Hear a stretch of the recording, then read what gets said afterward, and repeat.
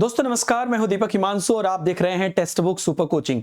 दोस्तों रीट की फॉर्म आ गई है। आप लोग हो सकता है फिलअप कर भी रहे होंगे, नहीं भी किए होंगे या जानकारी ही नहीं होगी आपको इस बारे में। तो कुछ इंपॉर्टेंट बात है जो मैं आपको बता देता हूं। हालांकि पूरी विज्ञप्ति आपको बताई गई है और ये विज्ञप्ति मैं आपको दे भी दूंगा टेलीग्राम ग्रुप्स में।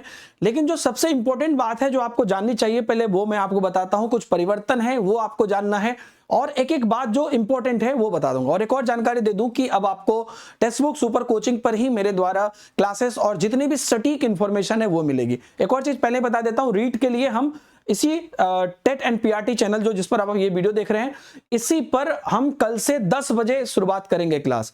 10 AM को आपकी क्लास शुरुआत हो रही है सीडीपी के लिए और धुआंधार तरीके से बिल्कुल नए पैटर्न पर, वो नया पैटर्न भी दिखाऊंगा मैं।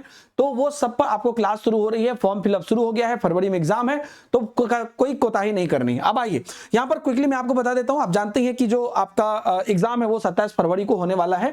गिनती पे समय, चेंजेस बहुत हुए। पहले मैं आपको एक बेसिक बता देता हूं आपके कौन कौन फॉर्म भर सकते हैं उसके मामले में, है ना। जो बेसिक तो सिर्फ नहीं, बाकी चीजें भी मैं बताऊंगा। एक तो मैं आपको बता देता हूं कि जो अदर स्टेट वाले कैंडिडेट हैं आप भी अप्लीकेबल हैं, तो आप भी इसको देखिए। और ये बड़ी भर्ती है, इसको चूकिएगा मत, है ना। हल्के में लेने की कोशिश मत करिएगा। सीटेट की तरह है लेवल 1 लेवल 2, लेकिन एग्जाम अब सीटेट की तरह नहीं है। टॉपिक्स कैसे मैं आपको दिखाता हूं। तो बेसिक चीजें जो है उसमें सिर्फ मैं इंपॉर्टेंट बात आपको बताऊंगा। पेपर 1 में अगर आप हैं तो बेसिक क्या है कि 50% आपका होना चाहिए 12th में, और साथ में साथ आपका डीएलएड होना चाहिए, ठीक है। वहीं पर अगर आपका जो ये मेन बात नहीं है, मेन बात अब मैं बताऊंगा आपको। और जो 6 to 8 है उसमें आपका जो है आप डीएलएड भी अप्लाई कर सकते हैं। बड़े लोग कंफ्यूज होते हैं, डीएलएड भी अप्लाई कर सकते हैं, बीएड भी अप्लाई कर सकते हैं। और यहां पर जो है 6 to 8 में आपको ग्रेजुएशन होना चाहिए या पोस्ट ग्रेजुएशन होना चाहिए, तो 50% होना चाहिए दोनों में से किसी में भी हो गया। अब यहां पर एक और बात मैं बता देता हूं। जो मेन बात था कि एनआईएस वाले अप्लाई कर सकते हैं, ये भी एक इंपॉर्टेंट बात है कि एनआईएस वाले जितने भी लोग हैं, एनआईएस डीएलएड वाले, वो अप्लाई कर सकते हैं। तो पेपर 1 पेपर 2 दोनों में अप्लाई कर सकते हैं। एक और चीज यहां पर आ गया था कि जितने भी ऐसे कैंडिडेट हैं जो अभी एडमिशन ही लिए हैं डीएलएड में या बीएड में, तो वो भी अप्लाई कर सकते हैं। लेकिन ये एक बहुत सिंपल बात है कि आपकी जॉब तभी लगेगी, मतलब जॉब चयन परीक्षा में आप तभी बैठोगे जब आपकी सारी डिग्री कंप्लीट हो जाएगी फॉर्म भरने के लास्ट डेट तक। तो ये तो जनरल बात है, लेकिन आप बैठ सकते हैं सीटेट की तरह। तो ये बड़ा मौका है और आपकी सर्टिफिकेट की वैलिडिटी आजीवन है। तो जिन्होंने पहले भी क्रैक कर लिया है तो आपकी सर्टिफिकेट की वैलिडिटी आजीवन है। तो आप एक बार क्रैक कर लोगे तो आप फिर जितनी बार चयन परीक्षा होगी उसमें बैठोगे। बाद में मैं आपको बता दूं कि इसके बाद आपको बहुत जल्दी चयन परीक्षा देखने को मिलेगी, है ना। और ये 2025 बहुत बढ़िया शुरुआत होने वाला है और बिल्कुल वही चीज दिख रहा है। इसके बाद हो गया, आपको मैं यहां पर थोड़ा सा ये बता दूं। पेपर 1 में वही है CDP EVS math Hindi English, है ना। मतलब हिंदी इंग्लिश मतलब लैंग्वेज 1 लैंग्वेज 2 आप जो भी लेते हैं।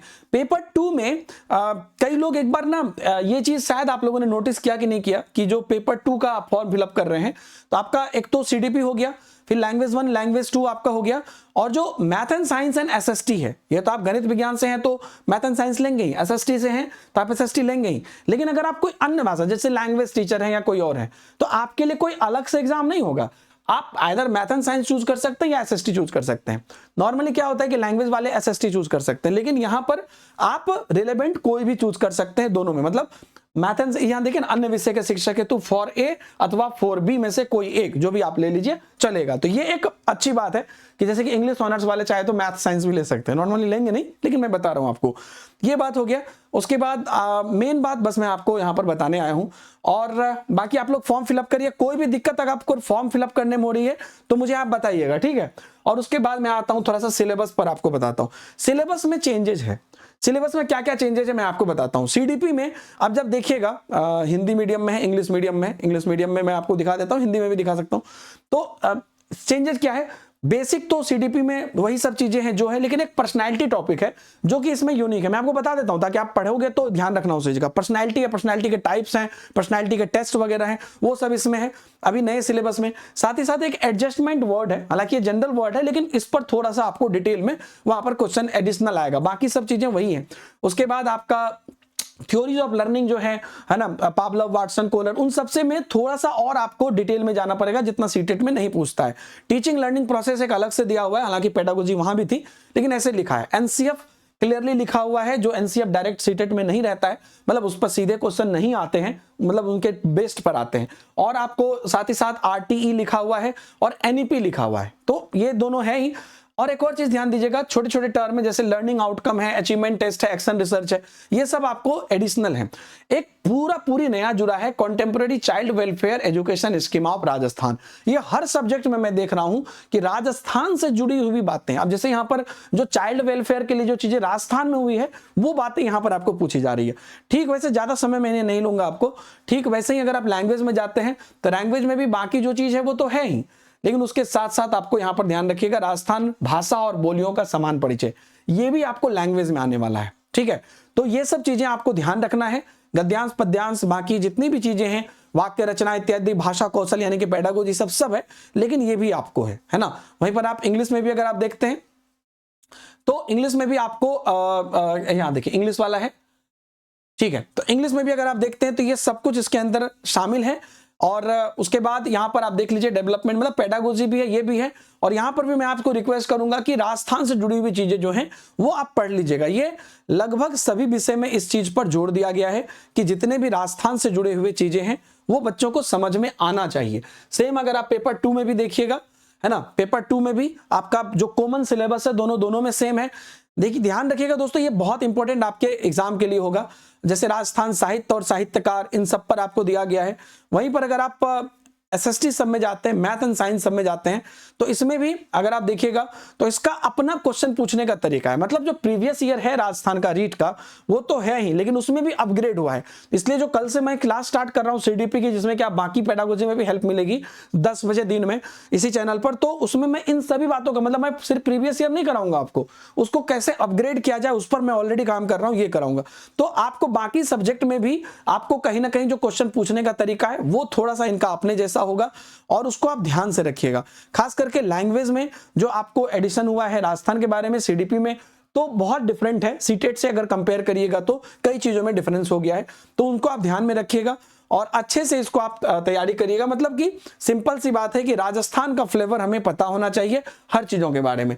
तो आप लोग जाइए, एक और चीज मैं बता देता हूं, reat2024.co.in वेबसाइट है। ऐसे तो राजस्थान बोर्ड पर भी आप वेबसाइट पर जाइएगा तो ये लिंक मिल जाएगा, लेकिन डायरेक्ट भी आप जाइएगा। अच्छा, रीट 2024 से बहुत वेबसाइट है, लेकिन reat2024.co.in जो है वो वेबसाइट है। इस पर जाइए, आप फॉर्म फिलअप करिए और ये सब बात को ध्यान में रखिएगा सभी लोग फॉर्म अप्लाई करने से पहले। तो बढ़िया से अप्लाई करिए, इधर है फिल एप्लीकेशन फॉर्म, बाकी सारा कुछ जो मैं आपको इंस्ट्रक्शन दिखा रहा हूं सब कुछ यहाँ पे भी शामिल है। तो सब कुछ आप बढ़िया से देख लीजिएगा। सैंपल फॉर्म भी यहाँ पर दिया हुआ है, एक बार आप जाके देख लीजिए कि क्या क्या चीज आपको भरना है, वो सब चीज आप इकट्ठा कर लीजिएगा। वही है अपना जितना वेरिफिकेशन है अपना, और साथ में जो आपका एकेडमिक्स है वो सब है, और यहाँ पर जो है form fill form application form करके यहाँ पर सेलेक्ट करके कर लीजिएगा। ठीक है दोस्तों, और बाकी आप लोग यहाँ पर हमारे ऐप पर, ये हमारा जिस पर आप वीडियो देख रहे हैं इसी पर आपको यहां पर आ जाएगा। कल से 10 बजे क्लास चलेगी, बाकी सब्जेक्ट की भी चलेगी। और जो टेक्स्ट बुक ऐप है आपका, उस ऐप पर आपको जाके आप सुपर कोचिंग के अंदर रीड सेलेक्ट कर लेंगे, आपको बैचेस भी मिल जाएगी, वहां पर भी जाके आप तैयारी कर सकते हैं। बहुत बहुत धन्यवाद दोस्तों, thank you very much, bye bye, जय हिंद।